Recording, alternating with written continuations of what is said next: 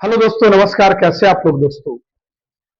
मैं रंजीत मौर्य आज आप सभी के समक्ष हम भी कुछ कहने आए हैं, बात करने आए हैं। अगर आपको अच्छा लगेगा हमारे बात तो आप जरूर दूसरों तक शेयर करिएगा। हम लोग जिस प्रोफेशन में हैं, जिस लाइन में है, वो एजुकेशन का क्षेत्र है। बड़े वाइट पर्सन होते हैं हम लोग, हर कदम फूक फूक कर रखते हैं हम लोग। आज बात बहुत गहरा है, बहुत चोट होता है जब बच्चों के साथ खिलवाड़ होता है। सारे पेरेंट्स, सारे लोग पता नहीं कहां चले जाते हैं, क्या सोचते हैं। आज जो एनटीए के द्वारा जो जो नेशनल एजेंसी है, जो टेस्ट लेती है, जैसे अभी नीट का पेपर लीक हो गया।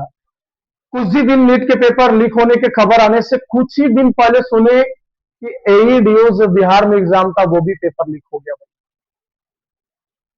फिर सुनते हैं कि एसएससी जीडी में सेटिंग हो गया। भाई हो क्या रहा है? आखिर बच्चों के साथ ही क्यों हो रहा है? हर किसी को इस पे बोलने की जरूरत है। हर किसी को इस पे कुछ न कुछ अपना वक्तव्य, जो व्यक्तित्व है, जो बातें हैं, उसको रखने की जरूरत है।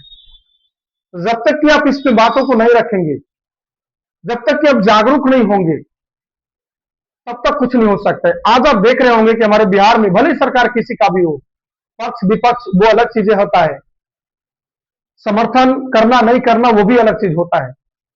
लेकिन हम सभी के लिए, युवाओं के लिए चाहिए रोजगार, अच्छा एग्जाम हो, नीट एंड क्लीन एग्जाम हो, जहां पे चोरी ना हो।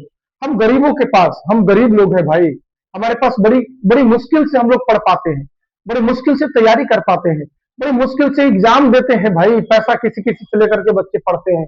कोई जमीन बेच के करता है, कोई घर बेच के करता है, कोई अपने आप को मनो इस तरह से मजबूर करता है, इस तरह से तैयारी करता है, और वो एग्जाम की तैयारी होता है और पता चलता है कि रिजल्ट नहीं, एग्जाम ही कैंसिल हो गया। कितना टूट जाता है लोग जब सुनते हैं। हम लोग को लगता है क्या हो गया, कैसे हो गया। भाई एक चीज तो कहने की जरूरत है, मानने की जरूरत है। आज आप देखे होंगे बंगाल में चुनाव था, देखे होंगे तमिलनाडु में चुनाव था, कुछ ही दिन पहले बिहार में चुनाव था। चुनाव होता है, परिणाम एक महीना के अंदर घोषित। एक महीना तो बहुत कह दिए, 10 दिन 15 दिन, चुनाव के 2 4 5 दिन के बाद ही रिजल्ट घोषित हो जाता है। आखिर कब तक हम युवाओं के साथ में, कब तक खिलवाड़ होगा? क्यों ना कोई ऐसा व्यवस्था किया जाए। आखिर क्या चाहती है सरकार? एग्जाम ठीक है, आप बच्चों को तैयारी के लिए समय दे रहे हैं भाई। आप कैलेंडर जारी करते हैं, बच्चा तैयारी करता है, ठीक है। 4 महीने 5 महीने आप समय ले लेते हैं, फॉर्म भरवाते हैं, उसके बाद 4 महीना जो है कि आप 5 महीना एग्जाम डेट भी नहीं देते हैं। प्रोटेस्ट करना पड़ता है, आंदोलन करना पड़ता है, चाहे किसी भी राज्य की बात। बर्गर होता है, मारते हैं, आप बच्चों को गोड़ हाथ तोड़ देते हैं, डिसेबल कर देते हैं। फिर उसको आप जब वो जाएगा छटनी कर दीजिएगा कि आपका आंख ठीक नहीं है, आपका पैर ठीक नहीं है, आपका शरीर ठीक नहीं। आखिर वो कैसे ठीक रहेगा? तोड़े भी तो आप ही हैं, मारे भी तो आप ही हैं। आखिर क्यों ना ऐसा सुविधा करते हैं, क्यों ना ऐसा व्यवस्था करते हैं कि एग्जाम के कुछ ही दिनों के बाद, 1 महीने के अंदर या 15 दिन के अंदर, 20 दिन के अंदर सॉलिड ये आप शेड्यूल जारी कर दीजिए, रिजल्ट जारी कर दीजिए। उसके 1 महीना 2 महीना होते होते आप इसका ज्वाइनिंग करा दीजिए। आखिर क्यों ऐसा हो रहा है भाई? हमारे भारत देश में ऐसा क्यों हो रहा है? आप कहते हैं बाकी चीजों के लिए खजाना खाली है, बाकी केंद्र में पैसा नहीं है। केंद्र में पैसा नहीं है तो घूमने के लिए कहां से पैसा आ गया? चुनाव इतना हो रहा है, तरह तरह से पार्टी फंड में इतना पैसा है भाई। उसी चीज को आप, जो पार्टी फंड में आपका पैसा, उसी को आप क्यों नहीं सरकार के लिए यूज करते हैं? आखिर क्यों ऐसा हो रहा है? बच्चों के साथ कब तक खेलेगी ये सरकार? आज भी फिर 20 मई को प्रोटेस्ट है दोस्तों, टीआरई 4 को लेकर के। आज अभी 11 तारीख के आसपास, हाँ शायद 11 तारीख को दिलीप कुमार जी के साथ जो हुआ, उनके पक्ष में बोलना चाहेंगे। भाई दिलीप कुमार बच्चों की आवाज बन रहे थे, उनको अंदर कर दिया। अंदर तो कर दिए, एक आवाज आप अंदर कर दिए, बाकी कितने आवाज खड़े हो गए? देखिए कब तक रोकेंगे आप? भाई इसका समाधान निकालिए, सोचिए कुछ इस पे, बच्चों के विषय में सोचिए। सबसे बड़ी भी चीज कि उन गार्जियन से हम रिक्वेस्ट करना चाहेंगे जो आप अपने बच्चों को हौसला देते हैं, तैयारी करवाते हैं, मेहनत करवाते हैं। भाई वोट देते समय सोचिए आप किसको वोट दे रहे हैं, समझिए इस चीज को। क्यों वोट दे रहे हैं? बिक जाते हैं आप लोग। आज मरिए, रसिए, इन चीजों पर ध्यान रखिए। आपका बच्चा का भविष्य कहाँ जा रहा है? आप बच्चों को इतना मेहनत से पालते हैं, पोसते हैं, पढ़ाते हैं, तरह तरह के आप परेशानियों को सहते हैं, उसके बाद आपका बच्चा पढ़ता है और अंत में पता चलता है कि बच्चा आपका लाठी पिटा रहा है। हम किसी सरकार के विरोध में नहीं बोल रहे हैं, हम अपने हक की मांग कर रहे हैं। भाई हमको बहाली चाहिए, नौकरी करना है, बच्चों को घर बसाना है।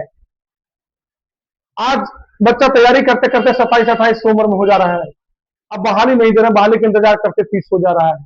कब तक ऐसा चलेगा? उसके पास नौकरी करने का सही समय कहां बचेगा? कब उसके अपने घर परिवार को अपने बढ़ाएगा? कैसे वो अपने जीवन यापन करेगा? इस चीज को समझने की जरूरत है और बदलना होगा इस चीज को, सरकार को।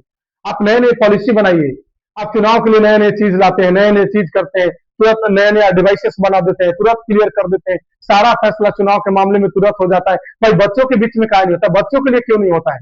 बच्चा के मामला में ही आखिर ऐसा क्यों? ठीक बोले हमारे माननीय खान सर की, जो भी ऐसा करता है, पेपर लीक करता है, उसको सीधे गोली मार दीजिए,